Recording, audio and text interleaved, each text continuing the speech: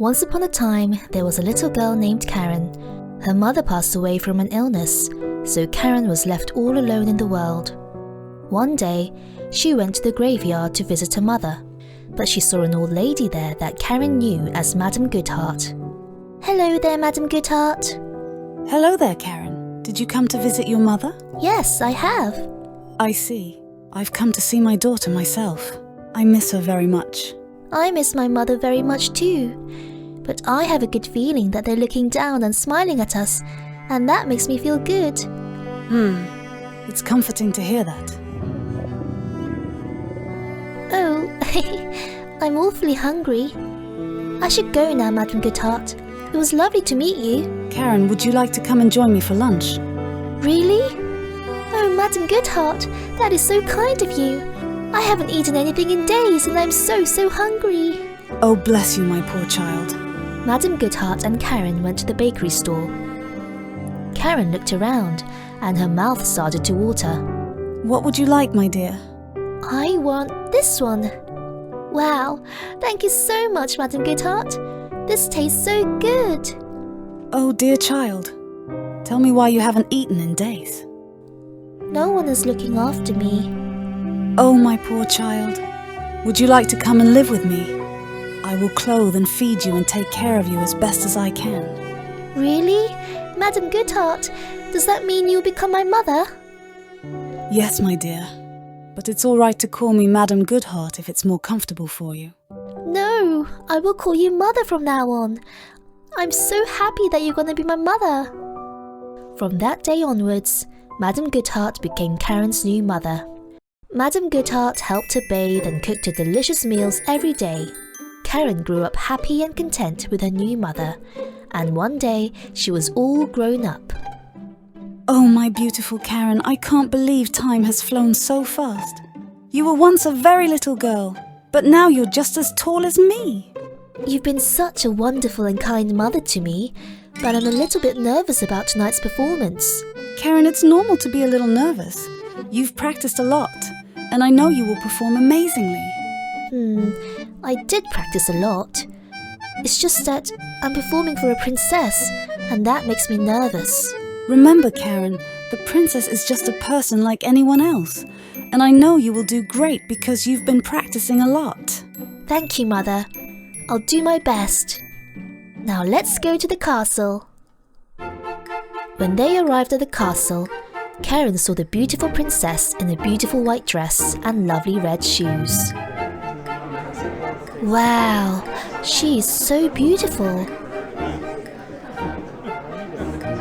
Princess Rosalind, I bring you a gift of music tonight on your birthday. I hope that the song I've written for you brings joy to your ears.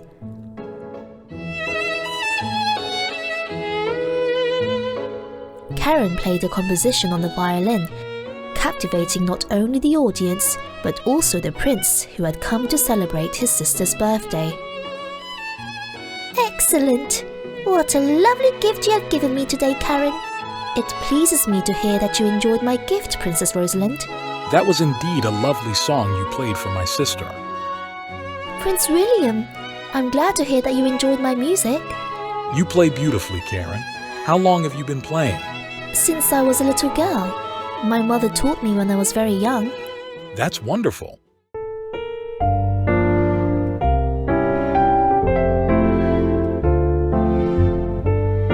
It looks like the orchestra is playing a new song. Would you like to dance with me? "Oh yes, please." Karen danced with Prince William, feeling like she was in a fairy tale. They talked and laughed together, enjoying the music. But soon, it was time for Karen to go home, so she waved goodbye, hoping to dance with the prince again someday. Karen? "Yes, Prince William?" There will be another ball on my birthday, which is in 3 months' time. Will you come to the ball? You don't have to compose any songs for me. "Oh yes, that would make me so happy." Then I hope to see you again. Goodbye. That was so amazing. Mother, did you see me dancing with the prince? Of course I did, Karen. You were so beautiful when you danced with him. I had a smile on my face the whole time. Madame Goodheart was delighted to hear that her daughter was invited to the prince's ball. To prepare Karen for the upcoming event, she took her to a boutique to buy a new dress and new shoes. Karen was captivated by one of the beautiful red shoes that caught her eye. "Mother, this is the one I want. Will you buy it for me?" Of course. Anything for you, my sweet. "Thank you, Mother." Karen loved her shoes and wore them everywhere she went. She noticed that whenever she wore them, everyone would stare at her. Over time, she became obsessed with her shoes and grew increasingly vain each day, forgetting about the things that truly mattered in her life. One day, while Karen was strolling in the streets with her mother, she noticed a little girl begging for food. "Hello, pretty lady. Will you spare me some coins so I can buy some food?" Oh, sorry, little girl. I didn't see you there. Are you all right? "Mm-hmm." "Ugh, you foolish child. You've got my shoes all dirty." "I'm so sorry, milady. Here, let me wipe it for you. Get your filthy hands off my shoes." "I'm so sorry." Karen? I am so sorry about my daughter. I don't know what's gotten into her. Karen stormed off to her house and cleaned her shoes meticulously to ensure they were sparkling clean again. Phew, that's better. I almost went to the ball without my red shoes. And tomorrow is the big day. Karen, could you explain what all of that was about? What's wrong, Mother? You yelled at the poor girl for a small mistake. What happened to you? You're normally very kind and friendly. Mother, don't you understand? It was her fault for making my shoes dirty. These are the shoes you bought for me, and I can't have anyone making them dirty. Why don't you understand me? Karen stormed off to her room and gazed at the red shoes once more. I wish I could go to the ball already. But I only have to sleep one more night, and then I can see the prince again. When morning came, Karen was worried because she didn't see her mother, so she went to her room to see if she was all right. "Mother, what is wrong?" Oh, Karen, I am so gravely ill. Will you be a dear and look after me? "Mother, of course I will look after you. You are more important to me than anything." Oh, Karen, I'm so glad. I thought you changed because of the red shoes, but you're still my dear sweet Karen. My lovely sweet Karen. "Mother, I promise I won't leave your side today." Karen looked after her mother and made sure she was okay. However, as time passed and the hour for the ball approached, Karen found herself tempted and went to look at her red shoes again. My beautiful red shoes. I was supposed to see the prince tonight. If only my mother wasn't ill, I could have gone to the ball. It's not fair. I wanted to show the prince how beautiful I am. I wanted to show everyone how beautiful I am. Karen? Mother, I'm going to the ball. I looked after you, and it's not fair that I can't go. I've been looking forward to the ball for ages, and it's not fair that you're sick all of a sudden. You're selfish. You should have taken better care of yourself. Oh, Karen, wait!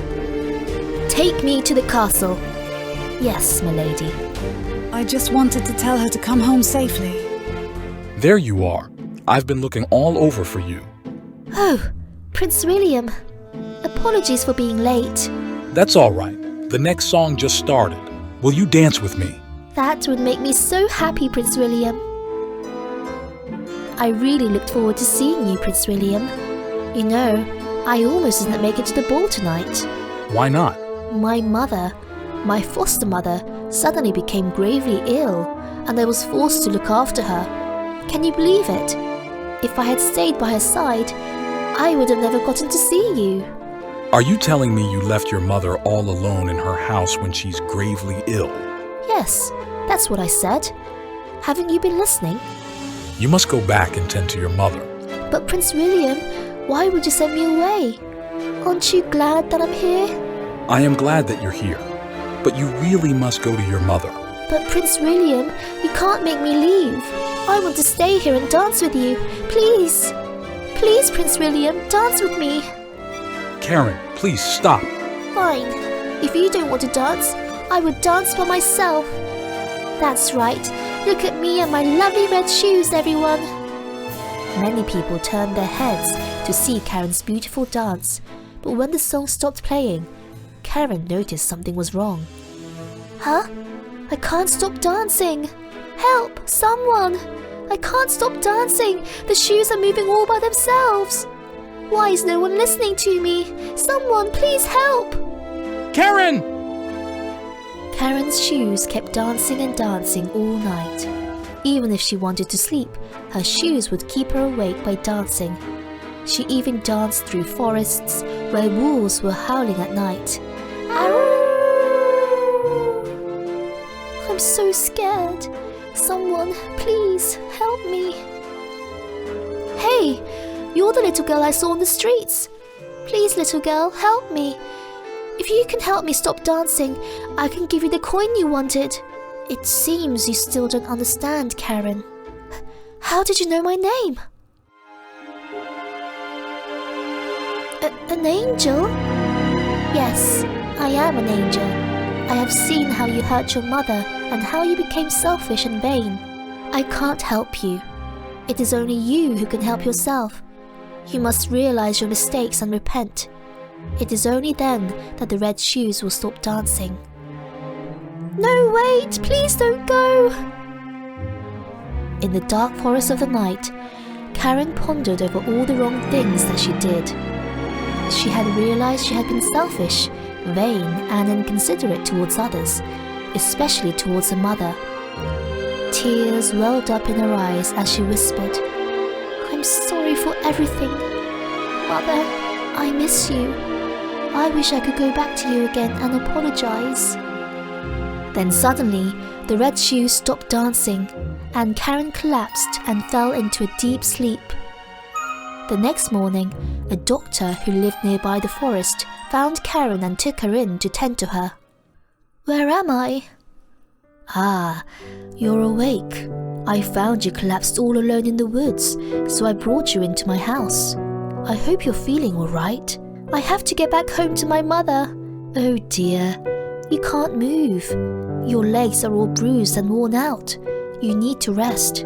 "But madam, I really have to go. My mother is gravely ill. I must go to her now." "Okay then, if you insist. Take this with you." "Thank you." "Little girl, you left your shoes." "I don't need them anymore, madam. You can throw it away or sell it if you like." What a strange girl. When Karen returned home, she was relieved to see her mother feeling better. She embraced her mother tightly and poured out her apologies for everything she had done wrong. From that day on, Karen decided to stop being selfish and start being kind to others. She became kinder and more friendly towards people, dedicating her days to playing the violin and sharing music that touched people's hearts deeply. The end. But Mom, you never told me what happened to the prince and Karen. Darling, this story wasn't about the prince and getting married. It was about Karen's vanity and her realizing her mistakes. Oh, but I still want to know. Well then, sweetie, why don't you tell me what happened to the prince and Karen? Okay, the prince saw Karen playing the violin and fell in love with her. Sure, if that's how you like to believe it. And then he married her. Okay, sweetheart. And I was there, and I was the flower girl, and...